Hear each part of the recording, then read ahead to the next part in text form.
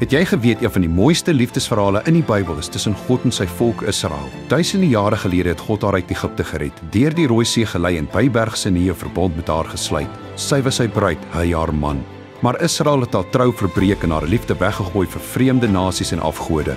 Keer op keer het God haar geroep om terug te kom, maar sy het aangehou om hom te verag. Jeremia beskryf hoe sy haarself op die kaal heuwels in die oop veld en selfs in God se huis oorgegee het aan almal wat haar gesoek het. Uiteindelik het hy genoeg gehad en haar met 'n skeybrief weggestuur. Israel, sy pragt en sieraad was nou verlore.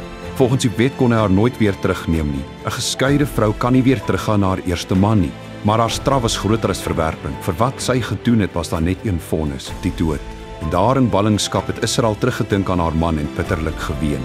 Wat doen 'n man as hy steeds lief is vir die vrou wat hom verraai het? 'n Vrou vir wie hy Egipte op sy knieë gebring het. Sy was vir hom onvervangbaar. Daar was net een uitweg. As verlosser sou hy sy lewe vir haar moes gee.